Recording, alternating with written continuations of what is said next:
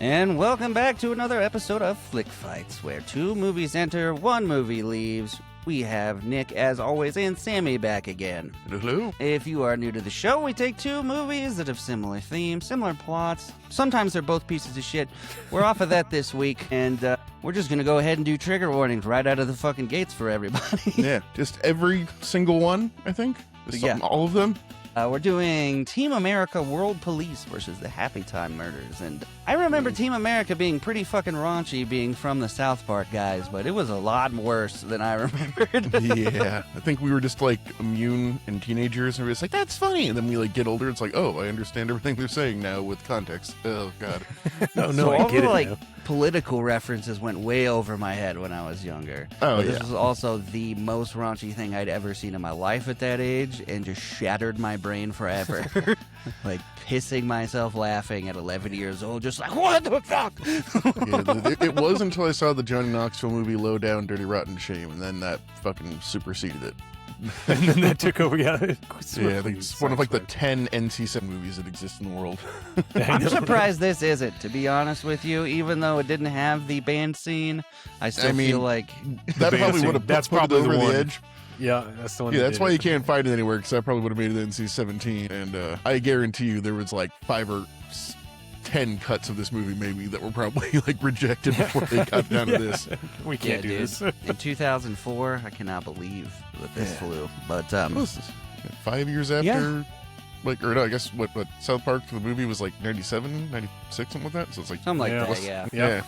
But this definitely tops the movie. I don't know. Something about it being puppets, maybe. I don't know. Yeah, the fact I honestly respected the fuck out of this movie going back and watching it. Like the actual like cinematography and like the like world building and the sets and shit. Like I was like, damn, they didn't need to go this hard for this, but they did. Dude. Yeah, same with Happytime Murders. When I saw they show all the behind the scenes stuff at the end. Oh yeah. Like I did not think it was this involved. Wow. Apparently people with puppets care even if they're making weird shit. Well, especially when you're a Henson, but yeah. Yeah, that one word. I was like, what? Jim's boy? Like I knew him. Right?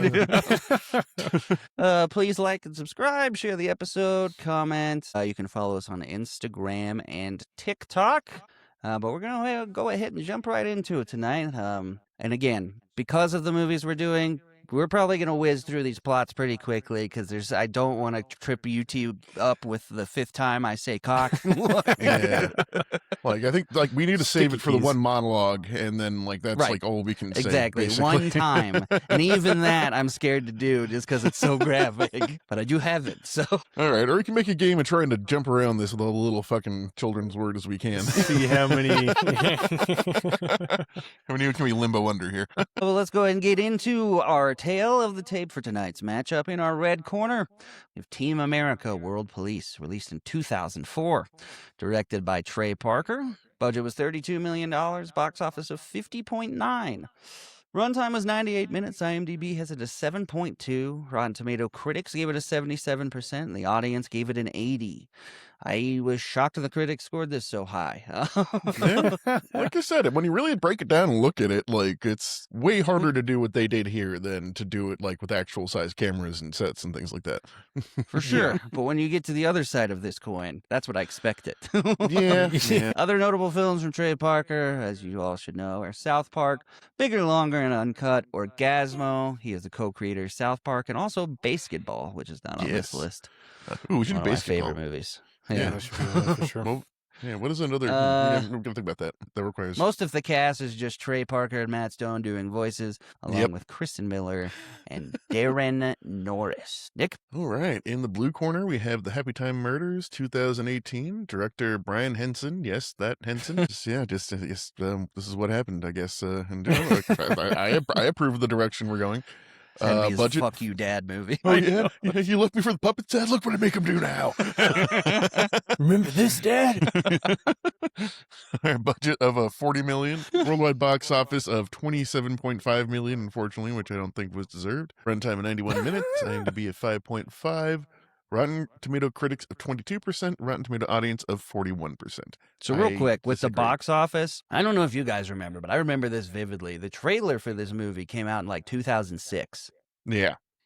And something happened for 12 fucking years. It would not get released. You know, I don't think it ever had a box office. I don't think it had a theater release. Yeah, because I noticed the phones too. Like they were like no one had like a flat smartphone. They're all kind of like flip phones or like Blackberries and stuff like that. So no, I remember being in high school, being like, "Did you see the trailer for this fucking movie?" And quoting the "You want a little rotten cotton" scene. Yeah. And then we didn't see it ever until 2018, and I was like, "What the fuck?" That was like Jim Carrey's Enron movie. I saw a preview for that for like right after Enron happened, and then it didn't happen. Like it didn't come out for 16 years or something like that. Yeah, it was nuts. Yeah, it's always like sometimes it's for tax reasons, sometimes it's because someone has a vendetta. Like I know, like right. I'm gonna hold it. Yeah, like a Dogma was Weinstein because situation. like, yeah, with Dogma, yeah, exactly. Yeah. All right, the director Brian Henson. Other notable films: Muppet Treasure Island, Muppet Christmas Carol, and he is the chairman of the Jim Henson Company. You wouldn't know. Yeah, I mean, you know what? I guess the common themes with all his movies is it's puppets played straight. Like it's not like, you know, like they're puppets, but it's like they're these like things that are contiguous to the world and live within it. And so yeah, right. It's Happytime Murders. We have Melissa McCarthy, Bill Barretta, Maya Rudolph, and Joel McHale. I loved Maya Rudolph in this, dude. I love her in anything she's in. I know, right? She's so funny. She's one of the like least conventionally attractive women that I'm in love with. I will 100% agree with that statement. Especially her character in this movie. I'm just like, God, I love you. She's just so upstanding. Right. All right. Well, at possibly our own peril, we're going to go ahead and hop into the fucking plot of Team America. Okay, so I love the opening of this movie because it opens on puppets doing puppets. I thought that was hilarious. And you would think like the strings disappear as they zoom out, but there's fucking strings everywhere when it pans out on the universe. No, too. And also does like puppetception in the beginning. Like we start off on like a little puppet show and then like it scales out to a puppet doing the puppet show. And and I watched a thing about this too. Like the actual like scale and depth of shots they get in this with puppets is insane. Like, I feel like it'd be pretty stressful with all the strings involved in it. Oh yeah, no. I'm just thinking about this whole time. There's like 10 dudes like suspended on wires above this set just so they can have like, you know, like 5 deep of people. And like this, but I was doing a bunch of stuff puppets. Like apparently like the background puppets are like only 12 inches tall, and then like beyond that it's like even littler things. There's a bunch of forced perspective, but I like the first shot is epic. Like it's this massive pull out single shot that goes around the entire crowd, following the most stereotypical French boy you've ever seen, literally singing Frere Jacques. Yeah, he's singing Frere Jacques, eating I think it's a lollipop or maybe something chocolate. But then you guys remember the dummy from the Goosebump movies? Yeah. Or book, the book, whatever. It scared the shit out of me when I was little. And the fucking, when he runs into the terrorist and he glares at him, it scared the shit out of me when I was younger, just like that dummy did. I watched the whole thing on this own. Apparently all the settings are Americans' ideas of the place instead of actually being the place. That's why they are. That makes sense because they also, every time they show a new place, it shows how far it is from America. Exactly. Yeah, no, it's all from our perspective. It's how we see ourselves versus the place we see in the world. Just landmark after landmark after landmark. Yeah, exactly. It's all like, I think the satire is also like how far away it is when we're fucking involved in this. Exactly. Why are we there? And it's like the Louvre, the French Opera House, and the Eiffel Tower are just all in this like one plaza. They'll just circle. Right. Yeah. The arch gets hit by the Eiffel Tower. You're like, are you serious? So this kid runs into a terrorist, and they look like the most terroristy terrorists ever. Yeah. And Team America pops up. One's holding like a beeping briefcase, and they start shooting immediately and just destroying everything. I love my favorite part of this opening scene is probably the Matrix fight. How they do like the pose and everything, and then they're just like. They just like slap the puppets into each other. Yeah, they do that a few times in this. It's like, and at the end, like he does a very intricate sweep and like knocks his face over. You're like, what could have? Oh god! And you did Rent. Do we go into how the terrorists talk in this? Because it's going to come up a lot. I'm gonna do it maybe one time. Yeah, when we get to the street name, that always cracked me up. Yes, but basically any foreign language in this is just basically the most like your drunk racist Southern uncle at Thanksgiving doing an impression of that race. Like that's what anyone sounds like. It's just like whatever the most offensive way you can think a race talks, that's what they sound like in this movie. So in the process of this arrest, they blow up the Eiffel Tower. He just goes, "Damn, I missed." He just says, "I missed." The missile at the Louvre. Is that how you pronounce that? The Louvre. It's if you want to be a dick about it. Blowing up. Everything is on fire, and they're all cheering for each other, like, fuck yeah! Yeah. Then there's like this weird little tender moment between two of the characters, and Carlson and Liz, what's her name? Yeah, Carson and Lisa. Yeah, he proposes and dies immediately. Yeah. It's like, I want to be with you for the rest of my life, Lisa. And then just like, terrorist just pops and out that of the scene always cracked me up too. The slow mo of him, like, yeah, but it's just her shaking the puppet back and forth. There's like squibs going on. Like, and then that puppet did remind me of you, Devin. I'm not gonna lie. It's like that looks like it's same hair. No, it's this next when it gets to the rinse, and I forever I was like AIDS. Then there's like one offbeat one at the end, AIDS. Yeah, at the end, AIDS. Just dropping it in. Oh god, yeah, but yeah, even So like we have like a funny. miniature Times Square that we zoom in on that's like really well done and stuff too. And like I just like kind of want to go back and like look at some of these things and see what stuff's made out of, because like I know a few things. I bet they that have caught, a couple of these sets they kept, but gotta be playing some modern D&D in some of these sets. That'd be right. fun. Yeah, this is Matt and Trey's Warhammer sets now. That's all. Dude, no kidding. Yeah, dude, if they made an Artists. actual play, how fucking awesome would that be? Awesome. One of them DM'd and did all the NPC voices. Oh man. But then we meet Spotswood, basically the Charlie of Charlie's Angels in this universe, I guess. Goes backstage to Gary and says, "Come out to my car. I want to talk to you." And he basically asks, "Are you gonna have me go down on you to get a part?" And he says, "Gary, I'm not from Hollywood, and I'm not going to fuck your mouth. And my time is extremely valuable." Direct quote. Gets to the limo. It's really, they don't even really try to make this like believable or anything. They're just like, terrorists exist and they want to take your freedom, and you're an actor and we need you to act as hard as you can act. And valmorphosize is a word they use a lot in this movie for every possible effect. It means transform slightly, I guess. Sure, what it means. Yeah. It just depends on the context. Yet again, I don't know, you ever seen or heard of a show called The Thunderbirds? Oh yeah, alter perspective. Like, that's just all this movie I'm just watching. It's just like a lot of it's just a takeoff on the Thunderbirds. You've never seen that, you won't get a lot of the jokes, but it's just all these really cool cars and really terrible puppet movement. Incidentally, Team America's like fantastic puppet movement. It is, yeah. Oh, yeah.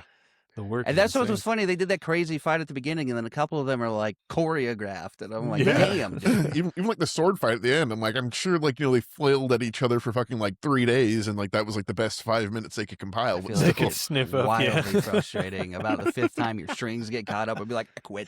Yep, we're done, dude. Get a new guy. He takes him to Mount Rushmore, where they fly into the mouth, and he meets the team. And I like when the car turns into a jet, he goes, "Now I've seen everything. Have you seen a man eat his own head?" That was like some Naked Gun style humor. Yeah, just taking one up in you. Oh, is that the best thing you've ever seen? Yet again, like the thing about these movies is both of them are like there's complete sincerity in this. Like none of this is a joke in the universe. And like no one's like fucking going ha ha at the camera. Everyone's like, everyone is going to die if you do not act as hard as you possibly can. Like it reminded me of The World, where that Gervais did a movie where he was the first guy that figured out how to lie. The invention of lying. Yeah. Anyway, he meets the whole team. Got the all-star quarterback and natural leader. I like Sarah's the top empath who's clairvoyant. The whole movie, her empathing and clairvoyance is like the most obvious thing in the world. She's like, it's like, I feel you're confused. Yeah. Obviously doesn't work. I like when they meet Chris. He's the best martial arts expert Detroit had to offer. Right, she's like from like UC Berkeley or something like that. It's just like these kind of random institutions. Or a roundhouse from a guy wearing these pants. And then we get Lisa, who we met earlier, whose major is in psychology, who just says all terrorists are malignant narcissists. Yeah, and I like how the camera slow pans up her little puppet body. It's fucking ridiculous, bro. You know, what's better, that or the Susan Sarandon shot in fucking Puppet Murders? Oh, you mean the Sharon Stone one? Yeah. No, sorry, Sharon Stone. Yeah, not Susan Sarandon. Because Susan Sarandon's in this movie. That's right. It's like, yeah. The other double S lady name that is in the other movie one. Watch tonight. And then we meet. They say our intelligence tells us they have WMDs and plan to use it. He goes, "Isn't that right, intelligence?" And it's like an AI behind them. Yeah, And he's just like, really "Yes, stupid. that's correct." And then intelligence says it could be 9/11. They do this shtick a few times. It could be 9/11 times 100. He's like, Jesus, that's 91,100. Yes, basically all the worst parts of the Bible. Yeah. The way they reference it's into every catastrophe. And he says, now you know why we need you. And if you're not interested, Gary, there's the door. And he goes, all right, thanks. And leaves. And then, we get a little touching moment between him and Lisa. She kind of runs out to stop him and kind of like tries to reach out to him and touch him, but the puppet isn't capable of reaching that distance. So it just kind of stops halfway short. And does he have your heart? And just like stops halfway between them. He does like a little fly around of like, I think DC. I don't really know. Yeah, where the DC Mall, I think. Yeah, like it's where all the Okay. statues and everything are. Like, He where, tells like, the memorial is. Baxter, the driver, to take a detour, and we get our first song of the movie. All the songs in this movie are almost more hilarious than the movie itself. No, I mean, I know one of them. What would you do? Asked to give Freedom for freedom. is free. There's a hefty fucking fee. Freedom costs a $1.05. $1.05. So a montage of him leaning on monuments and shit. Yeah. And then we cut to, I forgot Kim Jong-il is in this movie. Yeah, that's the ill. last time I'm going to say his name because I think that still gets you banned in places for mentioning that. And he's like the most detailed puppet in the whole movie. He has like the most work on his face. Like, there's a lot of like close up on his face, and like there's like expressions on these puppets, which is like intense. Like sometimes it's like there's really good face acting in this, which is weird. But yeah, he's like in his little. Apparently, they also like took there's photos of like Pyongyang and stuff, and they like actually used them. So like this was like close to what it actually is. And he's like in a giant shark tank, like villain lair room. Yeah, and it's just like this like nuclear inspector from the UN basically says like, so you're not letting us into certain. Sorry, I'm not doing the voice. Do it again. It's so funny when he says it. Pick the most racist voice that you can possibly think for an Asian person, and that's what we got going on. Oh, well, basically, South Park, the guy who runs City Walk, that guy. Yes. That's the same voice. Yeah. Dead on. Exactly. He's like meeting with a Chechnyan and snaps out, kills him and his translator, or kills his translator, says maybe his translator didn't make it clear and kills him, and take your WMDs and get the fuck out of here. Carr comes back with Gary. He's in, and then they do some valmorphication to make Gary look more like a terrorist. Yeah. And they show all this like sick tech and lasers and skin crafting. Yeah. And then at one point she's using a saw. And it comes back and it's just like a smear of brown paint and brown cotton balls, like just like attached to his face. And one mustache hanging a little lower than the other. Yeah, it's perfect in universe. So fools face. Yeah, it's like that Jackass movie, like when he becomes like a cab driver at the end, used the pubes to his face, exactly the same as that. Well, he's being a terrorist in that too. And one of the best bits from that is just like, all right, if you're discovered, we will disavow you and we will probably want to take your own life. Here, and just like puts a hammer on the hammer. Here's your out, buddy. Cyanide tooth capsule. And then they take off and they go, let's go police the world. And I'm like, all went over my head when I was younger. Then we get the title song of the movie, the theme song of everybody, America, fuck yeah. Yes. Your game is through. Now you have to answer to. I like the best of that song is when, like, you know, everybody knows the highlights of it. When it gets to the end and they just start saying random stuff. Like Taco Bell, fuck yes, slavery, fuck yeah. At the end credits, he said books and then Band-Aids. And they're like, yeah, I guess. My butt and circle, my balls. Okay, we're getting to our limit, guys. We're okay. We're screwed. We're screwed. All right. Chopper lands in Cairo. And they say, fear not, Muslim friends. We're here to find terrorists. I'm clearing your minds of all anxiety. I'm doing this. Whole movie, Chris keeps snapping on Gary and says he doesn't trust actors for some reason. Oh, one thing we missed about Gary, too, is he keeps having this, like, weird flashback when anyone says he's a good actor of, like, monkeys and someone screaming. Yeah. Which comes up later, but that happens a few times. So just yeah, they're like, how are you still good at an actor? He's like, I think of the saddest thing that ever happened. Yeah, and then it's like, like, oh, God, oh, no. And then, like, chimpanzee noises, and, like, we don't get any context for that for a while. So. He goes, Gary, come with me. The rest of the team takes super secret hiding positions. Gary, act your way past those guards. If they're on you, give us a signal. Do you remember the signal? In super secret hiding positions, is just literally standing in the middle of the street or like slightly behind a pillar with a machine gun. So he acts his way past the guards with some super racist Middle Eastern language. Yep. Oh, apparently he is like a master's in world languages. He speaks like 7 or 8 languages fluently or something. That's like one of the reasons they pick him up. So yeah, apparently he just knows how to do this. And yet again, drunk uncle at Thanksgiving describing Middle Eastern people, and then you have exactly what this dialogue sounds and like. Asians and Chechens and French people. Yes. We basically get the cantina scene, but jihad with music. Yeah.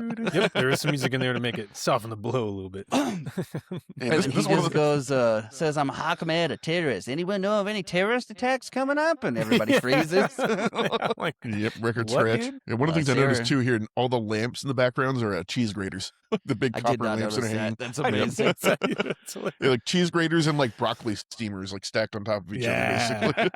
Those were spaceships when I was a kid. I'd play with my G.I. Joes, and those were I was terrified of cheese graters when I was a kid, dude.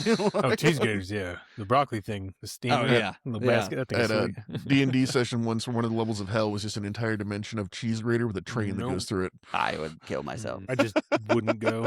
We get a little aside scene that Sarah is becoming attracted to Gary, and Joe is attracted to Sarah, and he ends up with the Chechens. They're like, what do you know about pain and suffering? And he keeps telling the same story, but just changing like the people and stuff, and tells a story about America invading his village, and on that day I put a jihad on them. If you don't believe me, you better kill me now or I'll put a jihad on you too. His whole herd of goats was burned by flaming oil.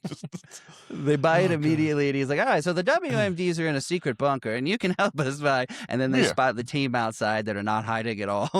Secret. Yeah. So like they're in like a hole 20 meters from here, and it's just like, oh my god, Fred, we have to get out of here, run with us. And then they leave they take Gary and leave, and this is the only time I'll say they're like, we got 5 terrorists going southeast on Bakalaka Street. No, it's and that's not even like the worst one. There might actually it's I think one of my favorite recurring bits in this is every time it cuts back to Spotswood, his chair is moving more erratically around the room. At one point, it's upside down on this. Just going nuts. He's like, "Don't let them get away!" Like flying past the screen. They're chasing him with Gary in it, and they shoot a missile at the vehicle with him in it, take out one of the pyramids of Egypt. Gary starts giving this signal, and they're like, he said, it's me, and he said, looks like he's saying, hit me. He's like, smart ass motherfucker. And then they blow up this whole chase. They're just blowing up every monument in Egypt. Yeah, it's like the Valley of the Kings and Valley of the the Kings. Fucking Sphinx. Again, everywhere they go, they just destroy everything. Right. And every time it pans out on this chase, you see that they're doing RC cars, which is fucking hilarious. They're so cool. They're doing them so good. They're like, zoomed in and doing just like all this crazy action. Then it zooms out. It's like, Then we have like Sarah come into the bar. She's like, Gary, and then like they'll pull guns on her, and she just like murders the entire bar with a minigun. She's like, Gary. Just, like, guess he's not here. Do you guys see him? He's not here. You just killed everyone. Lisa hits the Valmorphosize button on her bike, turns it into a jet, and grabs Gary from the Jeep. And then they put a ramp on the front of the Hummer to launch the terrorists into the Sphinx. What did he say when that happened to? I want to say it's so bad. I want to say it. Surprise! I can't say it, but who's yeah, that's right. That's Surprise! Right. Male reproductive organ bags. No, it's not bags. It's the F word at the end of it.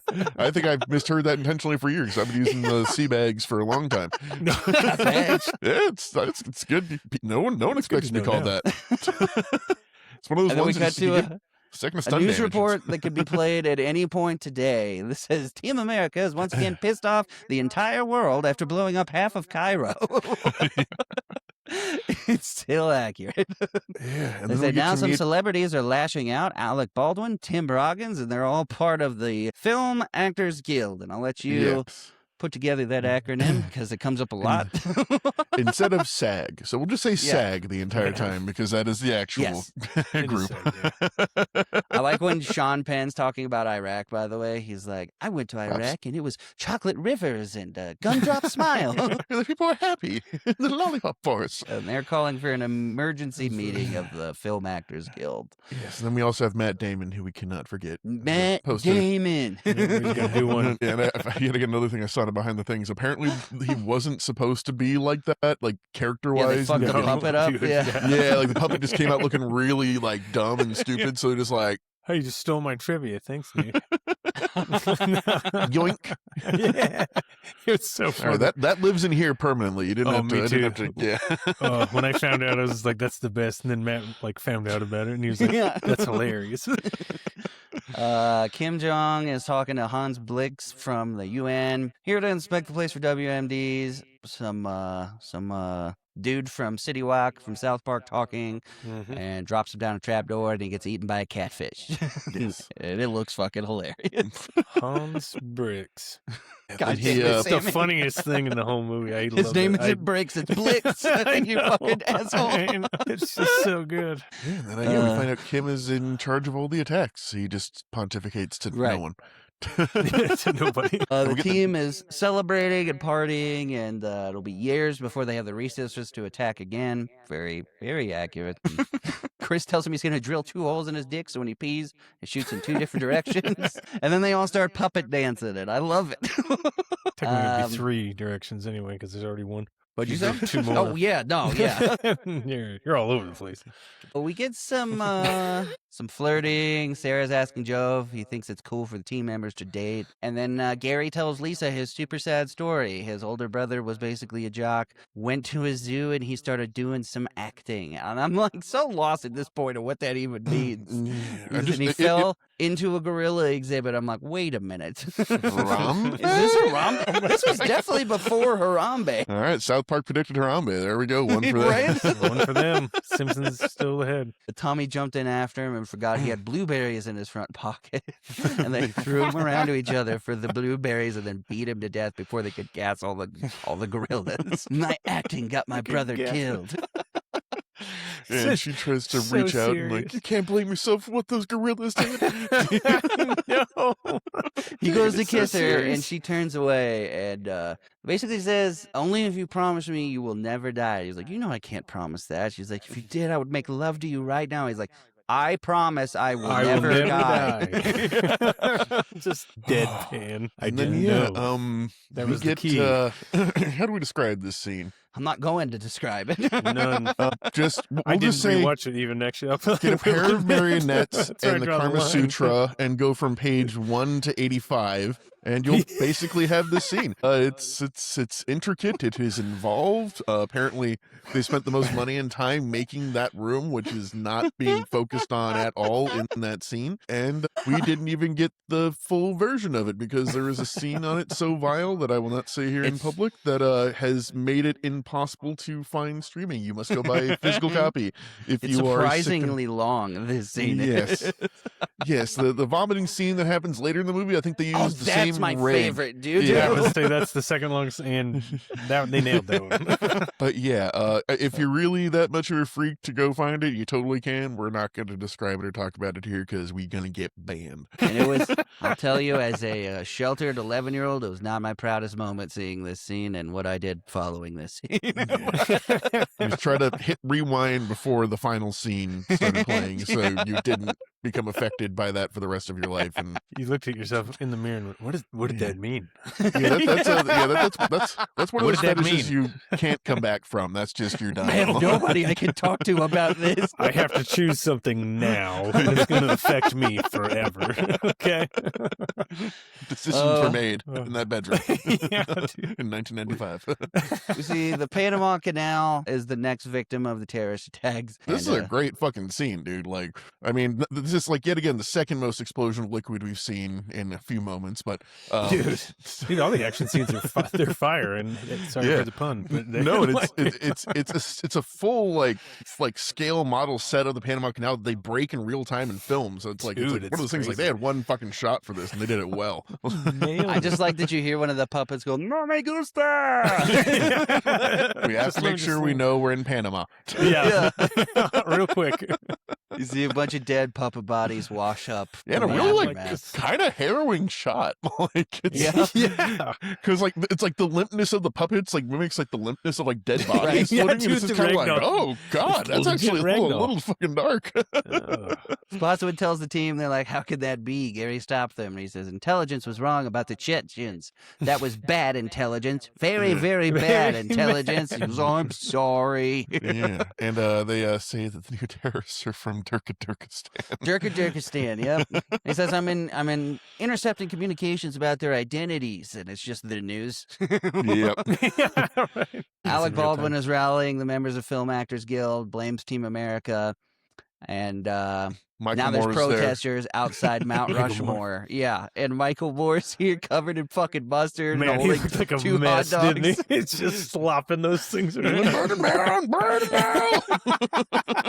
I respect that man. He does some great work sometimes. And well, he was highly discredited mess. for a lot of his work, but yeah, he was. He's kind of a fart in general. But for those of you that are too young, Michael Moore was like the first guerrilla documentary maker, undercovering 9/11 stuff, but big old fat piece of shit. Then he got money and changed this. And we find out that this new terrorist plot is going to be 9/11 times 1,000. So they're like, you mean it's 91,000? No, 91,100. It'd be 911,000. Everybody Gary leaves and everybody's sad. And then we get a sad Team America song. They try to go take them on themselves, and they're all so depressed they're kind of having issues. Like, I kind of want to die. Yeah, he says it's suicide mission. That's okay. They get into a dogfight against the terrorists. Yet again, a really good dogfight. Like, for these all being planes on strings, it's like actually pretty engaging. Yeah. Heck yeah, in the submarine. And this is the part where they cuts back to Spotswood. He's upside down on the ceiling. They're all fighting while they're fighting, and then they all get taken down. And then Michael Moore comes into a hangar strapped with bombs and a slice of pizza. And Spotswood goes, Jesus, titty bucket. Which has become part of my vernacular forever. Jesus, titty fucking Christ has definitely been thrown out earnestly a few times in my life. And then, Mount Rushmore explodes, and they go, we've lost intelligence. I repeat, we have no intelligence. And apparently that means all their like ships don't function anymore, and everything starts crashing and start getting blown out of the sky. It's the mothership, dude. That's how it works. Yep. Kim Jong is scolding the terrorists for using their WMDs in the Panama Canal too early and not waiting for the signal. And then he has a musical moment. Which is, there is that stereotype that Asian people have a hard time saying L's because it's just not a letter in their phonetic alphabet a lot of times. So we get the song called I'm So Ronry. He is. Why is everybody so fucking stupid? That's the best part. That's the best part. And this is my favorite, probably 10 minutes of the whole movie. Is Gary in a bar. They're playing the What Would You Do song in the bar. Yep. And he's drunk and obnoxious. And this big fucking... I swear to God, they just had this puppet and they were like, what do we do with this one? Oh, you gotta calm down there, Chuck. Says, I hurt people. I'm a dick. And this is the only one I'll say every word in this fucking speech. Says, see, there's 3 kinds of people in this world, Chuck. There's dicks, pussies, and assholes. Pussies think everyone can get along, and dicks just want to fuck all the time without thinking it through. But then you got your assholes, Chuck. And all the assholes want is to shit all over everything. So pussies may get mad at dicks once in a while because pussies get fucked by dicks. But dicks also fuck assholes, Chuck. And if they didn't fuck the assholes, you know what you get? You get your dick and your pussy all covered in shit. He fucking throws up everywhere. Sorry, get the fuck out of here. Thrown into the alley for one of the greatest, longest, most voluminous vomiting scenes known to man, with some really good music time. My goodness. Swells and dies down. Gives you a crescendo. Oh god! And then like it's that real moment where like he stops for like 15 seconds, and then it comes back like the first time. It just zooms out, and it's just like this like lake of vomit. That's so far. By the end of it, there's a broken string on him, and like the mechanism that's spraying the puke is like sputtering. So it's like it's breaking the puppet. That was so funny. See, Alec Baldwin giving a speech. I think it's super important. We can use our powers to change the world, persuade everyone to drive hybrid cars and stop smoking. Rah, rah, rah, rah, rah, rah, rah. They all do that. Yeah, this is basically just an excuse to show all their celebrity puppets in a line. They all say like a line, except for Matt Damon says, Matt Damon. Like Helen Hunt's there, and like Tim Robbins and a bunch of the really and they've been contacted by an important leader who wants them all together and to be keynote speakers, and then they meet Kim Jong on a video chat. We see the team is captured and being tortured. Kim tells them the whole plan. Shut off bombs at every major city in the world simultaneously, saying it will be 9/11 times 2,356. It's like, oh my god, I don't even know how much it is. Nobody does. It's too much. You see Gary looking at pictures of him and Lisa. I like this song too. The song says, I miss you more than Michael Bay missed the mark when he made Pearl Harbor. Because Pearl Harbor sucks and I miss you. I need you like Ben Affleck needs acting school. He was terrible in that film. I didn't remember that song at all. I also like that while it's like montaging, he's riding around a little RC bike and the camera runs into him. Oh god, they love shitting on Ben Affleck. I don't know what happened between them, but it's been like, I can think of 3 off the top of my head. Just like the ass face episode. Then there's the whole Cartman taco flavored kisses. Yeah, taco flavored kisses. Like they had some fucking beef. He drives up to Mount Rushmore, sees it's all been exploded. Intelligence whirs up as soon as he comes in and says the base was attacked by a giant socialist weasel. Spotswood is still alive and is still holding a shattered glass of whiskey. Yeah, and then tie's all blown behind him. He says there's no time left to stop King John. He's like, send me. And he goes, you're a butt fucking quitter. It's like, all right. Like, remember the first time we met? You asked me something. It's like, yeah. It's like, well, I need you to do it now. Suck my dick. It's like, what? You can't be serious. It's like, look at this. This is my serious face, Gary. This isn't about sex, Gary. It's about trust. It's about trust. And he fucking does it, and it takes it's like 12 seconds, show it, and he doesn't react at all. Yeah, no, and the best part is you see all the strings being moved and manipulated up frame, so it's like something's happening, but he's like below the camera. This. And he comes in and goes, you are dedicated. And we get a training montage with a training montage. Gonna need a montage. Yeah, the montage song. You always fade out in a montage. Makes seem not best in a montage. You see invitations going out to all the world leaders to come to Kim Jong's. And then we're at the peace ceremony, and we prevent the very best in North Korean music. And it's like the military drumming. We see he's talking to Lisa about his plan. Says, when you see Alec Baldwin, you'll see the ugly nature of humanity. Sometimes leaving is all we have. Alec Baldwin is practicing a speech in front of everyone. Samuel L. Jackson tells him he's going to knock him dead. And now Gary is a Jedi. Yes. Comes in and does the literal Jedi mind trick. The training. And then when he gets inside, the guards pull guns and ask for his pass, and he goes full Matrix in a Team America uniform and does like the next 10, 15 minutes is like a whole bunch of actual choreographed puppet kung fu, and then some literal peeled caps from gunshots that I was just like, damn, dude, that looked real. We got Liv Tyler, we got Danny Glover, fucking Panthers are black. Yeah, so much shit is going on here. It's literally I couldn't keep up. Yeah, they have literal black cats that are the Panthers. Yeah, I will do this one part because I thought it was super fucking funny. But he says this new world is inevitable. She goes, what? He's like, inevitable. One more time, inevitable. Things are going to change. God damn, open your fucking ears. It is inevitable. What was that? They find Susan Sarandon tied up, and she's trying to play it off that she's hostage. And then when they call her out, she's like, "You shall die a peasant's death," and pulls out fucking Uzis. Chris finally tells Gary about his trauma. I forgot about this part. I can't say it, but he went to Cats when he was a kid and something awful happened to him. Yeah, basically, Mr. Mistopheles did bad things to him backstage, and Rumpeltumskins and whatever all those fucking random names are. Joe tells Sarah he loves her before they die. She tries her empath shit on the cats, and it works. And the cats attack their captors. Yeah, they eat Sean Penn. Yep. Yeah, a bunch of celebrity fighting. I'll just go ahead and skip through most of this. I do like the part where, like Nick said earlier, it's SAG but with the letter replaced, and I like what he's like. That is the SAG way. Someday you'll look back and say, "Wow, good going, SAG. You really made the world a better place, didn't you, SAG?" Oh shit! And then we get the ticking clock as Alec Baldwin's giving his speech. Like the Kim Jong is like, it's like the world is over in 5 minutes. Yeah.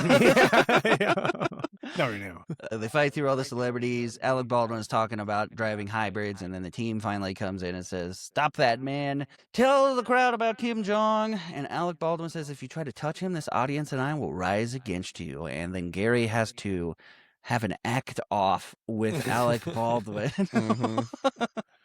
And then he does the dicks, like a modified version of the dicks, pussies, and assholes speech. There is one part of it that I do love, which is the pussies are only 1.5 inches away from being assholes. Yeah. And then they all applaud, and they go, "Show us what you're doing, Kim Jong." And then he calls Alec Baldwin fucking useless. It shoots the shit out of him until his head explodes. They do the terrorize this line again. Lisa kicks him off the edge of the ledge onto like a spiky German helmet, and stop the timer. They have a giant. He's like, what do I do? She's like, hit the big red cancel button. The off switch. And he's like, Lisa. And she's like, shh, you had me at Dick's fucking assholes. Cheers all around. Everybody's happy. And then a roach crawls out of Kim Jong's mouth and says, "You have not seen the last of Kim Jong-il," and gets onto a tiny rocket ship and flies out into space. And then, they get the fuck yeah song again, and that's the end. And another song at the end from the perspective of the little roach that was Kim Jong-il about his home planet and all the politics of that planet. Why he came to Earth. It's not his fault. It was fucking great. He's like, "Now I have to go back home a failure." Oh, it was fantastic. So this one starts out with a much different vibe. We get a good old classic noir narration opening and from first the off, puppet. I didn't recognize a goddamn single production company as this thing opened. Like, it was like the fucking like Family Guy intro joke. Like, I think that has a lot to do with why we didn't see it for like 12 years. Yeah, I don't know if a lot of those companies are still around anymore. They all got snipped. He's doing the narration. City of Angels. We see a bunch of puppet racism as a human pushes one away from a cab.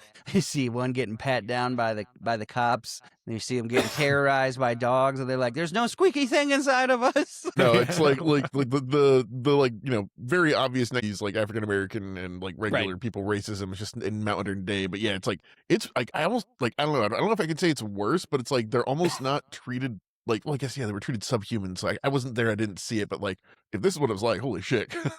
Well, and it's funny too, because so these are felt puppets, by the way, whereas the last one was more like this marionettes. Is Muppets. These are Muppets. Yeah, Muppets, puppets. straight up. But you see during this, some kid just runs up and rips out one of the buskers' eyeballs, and he's just like, "Hey!" Yeah.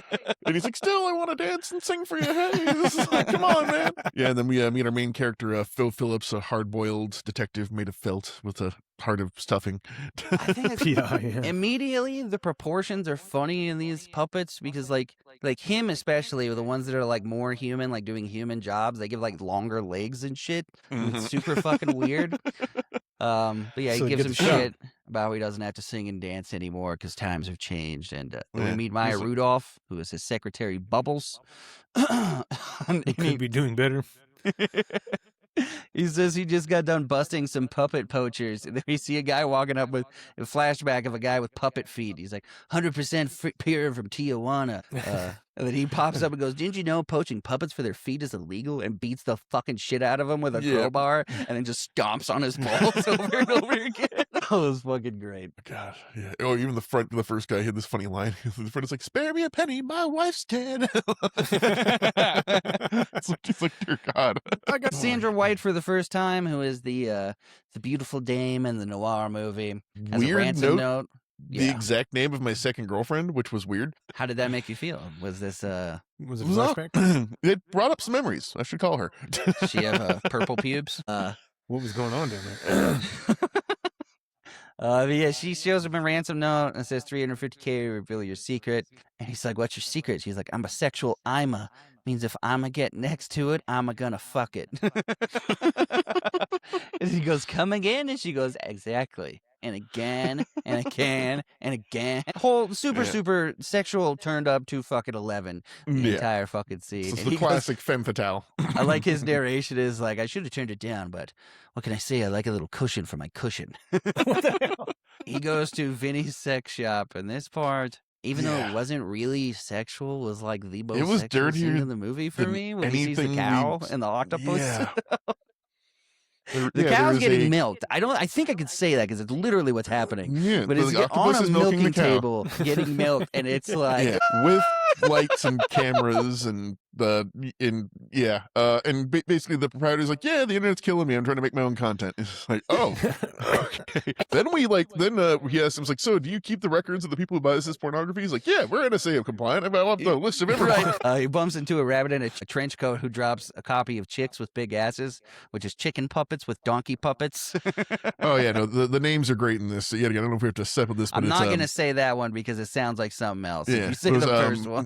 Puppet cat party is a felt specific thing people like for sandwich. Rear end puppet jamboree and puppet females with puppet male bits. That's the best I can say. We'll keep this clean. Mr. Bumbly Pants. Mr. Bumbly Pants. Like, it's like, I'm not Mr. Bumbly Pants. I'm just a regular person. Just have a crippling addiction. In the theater, they're playing a video with a Dalmatian puppet whipping a human fireman. Oh god! And, just the making of scenes at the end of this, when like you had to see like a person actually manipulating. So security footage behind him while he's looking through these records shows Vinny getting held up at gunpoint, and then they point the gun at the bunny, and he pisses like purple glitter liquid. Oh, that's not pee. He's like, "This is very exciting," and then the purple glitter comes out, and then he like shits 2 eggs. Yeah, Easter eggs. And he goes, "Please, I have 48 kids," and then he blows his fucking head off, blows Vinny's head off. The cow and the octopus didn't hear anything and comes out and everyone is dead. Yeah. He's just like, "Oh my God." Yeah. And it's like all the fluff is like played up as like blood and guts and organs and stuff in this. It's like everyone comes in like, "Oh my God." I do like that some of the humans come in and are like, yeah, just selling it like this is a perfect mesh of 2 different species. Yeah. Oh, no. And he also says, "Jesus fluffing Christ" is the exact expletive. We meet Melissa McCarthy for the first time. She is LAPD homicide detective Connie Edwards. And they just have a hate boner for each other. Right. Make that abundantly clear immediately. The lieutenant is Stanley from The Office, so I called him Lieutenant Stanley for the rest of the movie. He was Stanley in my head the entire time. Right. Phil says it was a hit, not a robbery, because it didn't take any money. And says he's free to go, and the last thing anyone needs to see is you're here. And he says, "I'm still the department's dirty puppet secret." And then we see a Happytime gang commercial with Elizabeth Banks, who plays Jenny, and also Mr. Bumbly Pants, the rabbit from the sex shop. And Phil is eating with the guy that plays Officer Shenanigans from the show, who is Larry, his older brother. Yep. And apparently this was the first puppet integrated television show on TV. Yeah, a lot of like hinting towards old racism, because he says hints that his skin is a little lighter now. It used to be bluer, and he got a nose job. Yeah. Like a combination. Yeah, just all the worst racism, basically. Yeah. It's like they really want to do 90s noir, but didn't want to like shell out for the setting, so they're just like, well, what if we make it puppets at current day? We can just kind of skirt then that they a could little sneak a lot of that stuff in there. They mentioned Phil was the first puppet cop and the last, and Larry tells him he needs to move on. And then he gets outside, and Detective Connie is waiting in his car. Tells him to remember who the detective is, and puppets aren't cops. He says, "You saw to that, didn't you?" And a bunch of hitting at his past, and she throws a milkshake on his windshield, and he takes off. At home, he's drinking and looking at news articles, showing more of his past. It says, "Puppet cop awarded top marksman in department." And then cop testifies against puppet partner, showing Melissa McCarthy testifying against him. And then missed deliberately, puppet cops won't shoot other puppets. So pretty much the whole story there, that they show a flashback later of, and then we cut to Larry in a hot tub with a human woman watching behind-the-scenes videos of the Happytime gang. I do love how the scene goes on, like the water starts like soaking up into the felt a little bit more. Yeah, start getting soaked. You see Phil come in and Officer Connie, and they're like, "We've received complaints about a party that there's not enough tequila," so they were all friends back then. And Jenny makes out with Phil. Elizabeth makes out with the puppet cop. The girl on the top gets out for drinks, and you see somebody breaking locks to break in here, and then opens the dog kennel. And as funny as this was, it was a little like grim, horrifying. Yeah, it's like a French bulldog and like a little terrier. It's like not like Rottweilers that are being sent in. It's, right. It's pretty standard dogs. Yeah. And they come in and just start shredding Larry, and he's screaming the whole time. Yeah, and she's like, "Bad dogs!" and tries to help him and rips off his foot. It's like, shred him to pieces and just, it's it was horrible. These aren't random. And then we see the crime scene the next day. Phil comes, and they try to hold him back. Yeah, I found the murder weapon, like a dog with an evidence tag. He's like, "You motherfucker!" They're like, "Get out of here! Get that dog out of here!" And then Connie comes on scene and says, "Looks like somebody at a real piñata party." He tackles her in the hot tub, and she goes to bite something. He goes, "You bit my dick!" Lieutenant Stanley tells them they all need to be adults. She says she didn't recognize him because he was bluer before, and Phil calls her a fucking racist. He just goes, "All right, you're working together on this." Like the classic fucking, like, chief of police fucking trying to get the kids to play nice shit. Right. And they It's immediately figure out this is Phillips. They say there's a Phillips code. Right. He has a literal fucking code. He had a code put against him, yeah. He's the best marksman in the precinct, but he missed the shot. And then Phil says whoever did this also killed Bumbly Pants, and they're already theorizing that whoever's doing this is hitting all the people in the Happytime gang. The grossest thing in the movie is Sig Hotbox. Yeah, what the fuck, dude? No smoker even likes that. That was the worst thing ever. If it was like a broken window or something in my car and I couldn't open my window while smoking, I would smoke less because shit hurts. You'd feel heavier, I'm sure. Yeah. Yeah. So they're on their way to see Ronovan Scargill, the Happytime producer, and I did not remember Michael McDonald was in this movie from Mad TV. Fucking Stewart. It was fucking. He looks great. This is a theme throughout the movie. Is this Melissa McCarthy has to keep like playing into the racism towards puppets to get anywhere with this. But I also like when they sit down. He says, "I always want to help law enforcement, no matter how masculine or unkempt they are." She's like, "I don't think I'm that unkempt." She's like, "No, you're the masculine one." All the time, like Phil's like messing with these little like marble balls. He's like, "Please don't touch those. Like those are like really expensive Tibetan marble." And he's like, "Oh, right. I'm not touching your balls." Then like after he's saying this like the most racist shit on the planet, like you see Phil pick one up, just like beat him in the head, and just take him out. And she's like trying to distract him so he could look through the desk, and then he said something. He's just like, "Wait, oh yeah." And then because he says he has puppet servants at home, is what he says. Yeah. And they take the paperwork and leave. They're reading through this contract. That was the show was about to be sold in the syndication, and all the principal cast members guaranteed to split the $10 million up front. And if one dies, it's split between the remaining cast members. So that's where all the murders are coming from. And then they go to Skittle Row, Stuffing Ghetto, where sugar is cheap and sex is cheaper. And they go to Lyle's Auto Shop, and there's a bunch of thug puppets with guns gambling. And they open the door and says humans aren't allowed. And it comes up that she has a puppet liver. And they're like, "Prove it." And they pour this like thing of like glitter on the table, and it's like, "There's enough sucrose in this to put a human into a coma, but for puppets, it's pure ecstasy." It's pure ecstasy. She snorts it with a fucking Twizzler. Goes for it and dies. And then like goes down. She's like, "Oh, sorry about your friend." He's like, "Give it a second." Then she's like, it's like, "That is good shit." He's like, "Well, fuck me." She's like, "Maybe."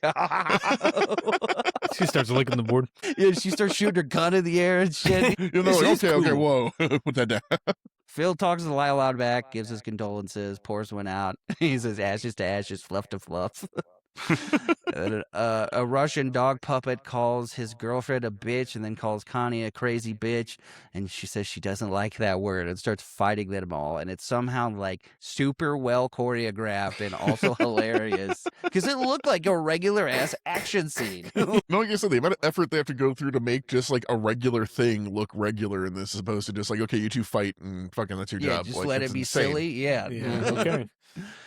She puts a gun to his head, makes him apologize to his girlfriend. Connie snoring more purple shit. They're out back talking, and some gang moves in with guns, and Lyle gets his head blown off, and then the car takes off. And then when Lieutenant Stanley asked him what happened the whole time, she's all sweaty and sniffling and trying repeating to what he says and stuff. It's like we gotta be together like the Apaches and the Comanches. Like, they took the land. And it's like, what the fuck are you talking about? It's like, Apaches. Phil, you're killing everybody. I like it, just like cocaine, though. And they're like 2 sentences into the conversation. She's like, "May I say something now?" Nope. Next morning they split up, and Connie goes to look for Goofer, and he goes back to his office. And, Says, there she was, hair red like fire, ass hot like fire. Sandra White. Another note with a photo of her and Jenny Peterson, the human Elizabeth Banks, and says the skeleton in her closet. And I just noticed that this puppet has nipples poking through her shirt. And at this moment, God, yes, this puppet does a lot of things. We find out later. she throws her leg over his shoulder while they're talking, and she says, "What's gotten into you?" And she's like, "I'm hoping you." And he's like, "There's a little voice in my head telling me this is a bad idea." Then you get the super long puppet tongue on The big old whippy licky. It's huge. And then they start fucking like crazy. Yeah, in the behind the scenes, like there's like a pneumatic like device behind them to get like the thrusting powers down. And at this point, we have, I forget his name, but Joel from McHale. Community. Yeah, Joel McHale. Joel McHale, Yeah, Officer comes in, Campbell, or Special Agent Campbell, and Stanley. Who comes in, it's like, on nowadays. What and is that? not to mention the puppet fornication is loud, like, right. And then not only loud, he like clicks on the intercom, and then it's just like broadcasted It's over going the through entire and they're like, and then they're up against the glass door, and I don't know why, but that was the part that cracked me up the most. Because it's like, bam, bam, bam, bam. And he goes, here I go. And then like 45 seconds to a full minute of silly string. And then he stops. And he goes again. And Bubbles, just as she hears that, just like gets this she's like out there. Windex out. And, like, got the Windex in her sits hand. there waiting. Just staring at the officers like He goes, I'm lightheaded. And the whole time he's doing it, she's just like, Oh, then she leaves. She's like, I hope your meeting is as satisfying as mine was. Just walks out. Oh, God. Phil comes out, and they say they need to discuss where he was when the murders went down. And says, let me just tidy up real quick. And then you hear windows smash, and he's out. And they walk in there, and some falls from the ceiling onto Campbell, and Bubbles just, like, sprays it and wipes it off. perfect comedic timing. It was fucking fantastic. That's the best part of the movie, I'm not going to lie. And it was Maya, so it makes sense. Connie's walking around the beach with just a picture, asking, has anybody seen Goofy or whatever the fuck his name is? Goofer. I've been to that beach many times. Right. Yeah, they got like puppets on Muscle Beach at the gym. Mhm. Dude, that one guy was getting it. Yeah, that was one of the other arms this thing behind the around. scenes things they show in the credits. I'm like, I assumed that was how that was done. I didn't. And she gets up on like a crab and a warthog, like rooting through some trash. Like I'm puppets. assuming you've had crabs before. She's like, this is your approach? Does this ever work? It's like, yeah, it's like, it never works. She gives him a 20 to after he tells him where Goofer probably is, and he starts eating it, and she snatches it back. He's like, I'm hungry. She's like, you should have bought $20 of food, dumbass.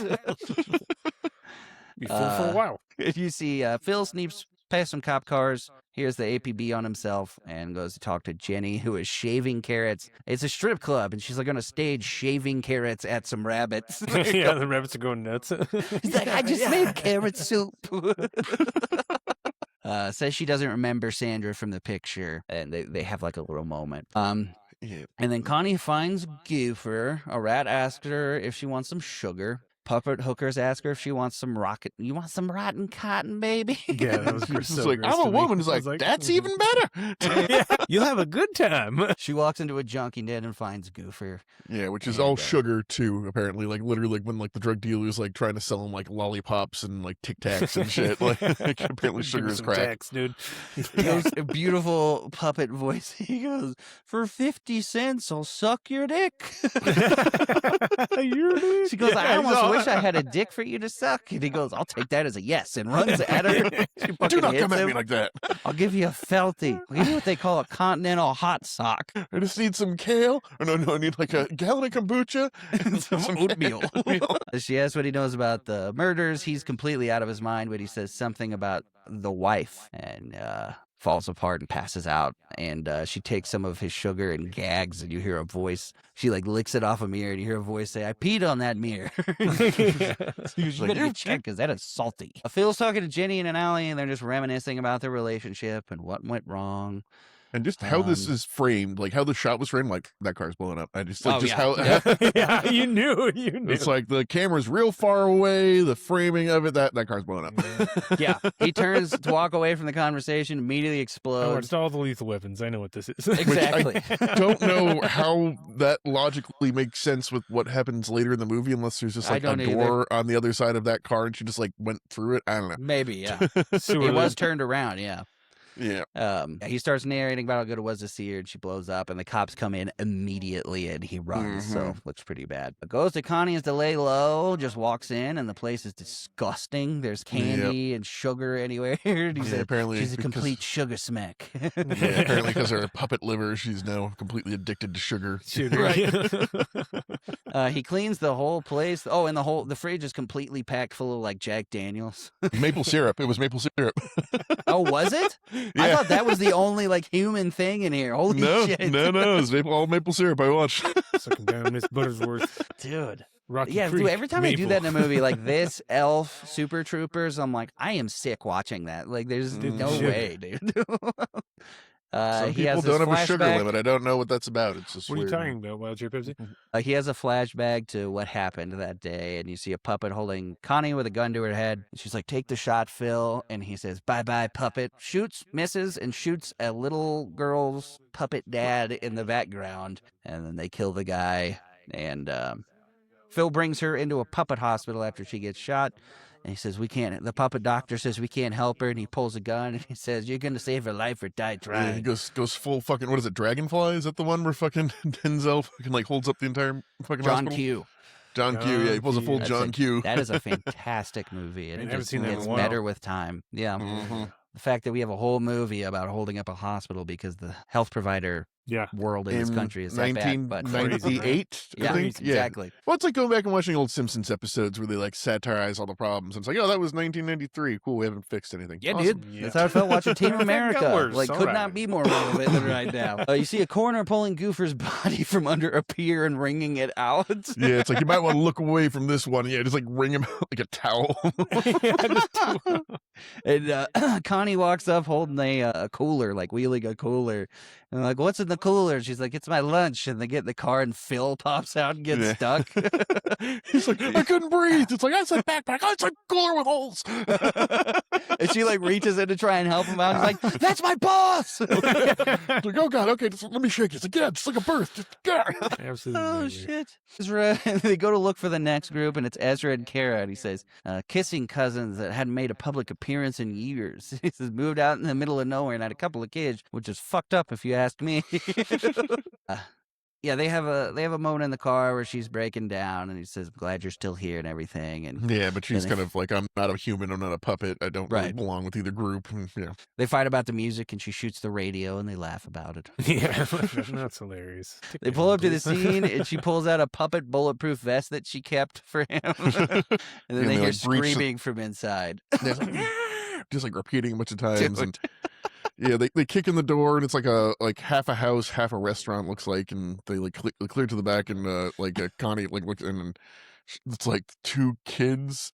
One's a cyclops, and one has 3 eyes. Yeah, they're like, "Your kid's okay?" And it's like, start. Like, okay, this is like, we're gonna need to call child services. And they were just looking in the mirror at themselves, screaming.